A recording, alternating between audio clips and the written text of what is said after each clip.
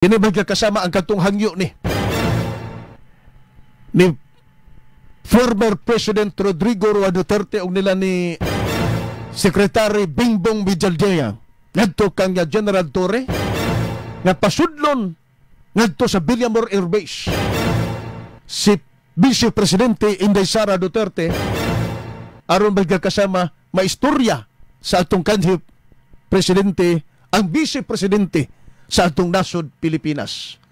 Niya magkakasama atong sudungon, ato magkakasama ang paminawon, ng mga naminaw karon magkakasama dahil sa tagsa-tagsa ka mga radio station, radio sets, okay? Karon ding atong pagpanaguban-uban. Presidente Rodrigo Roa Duterte. Doon ka rin sa straight to the point.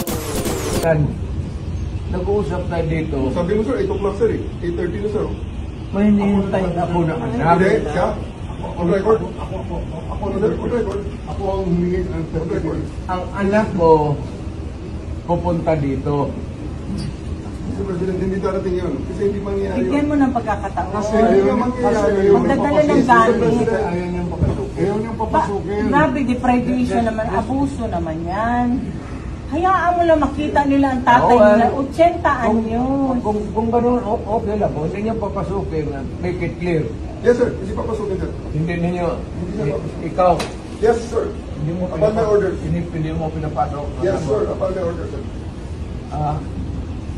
Ang sabi ko, ang abogado ko, ang anak ko na babae, They can visit you at your detention center sir.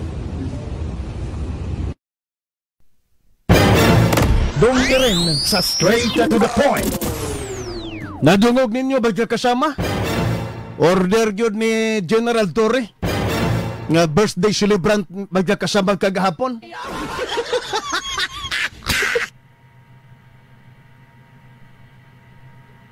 Nga di siya magkakasama mo pasod sa atong kanhi presidente Inday Sara Duterte aron makita nini magkakasama ang iyang amahan. Nga ibiyahi ay na magkakasama sa mga otoridad padung ngadto sa The Hague, the Netherlands. Klaro kayo nga open my order sir. Dili magkasulod si Vice Presidente Inday Sara Duterte ug imong mga abogado. Pwede sila makabisita nimo pero didto na sa imuhang detention cell. Doon ka rin Grabe sa ka, no? straight to the point. Grabe good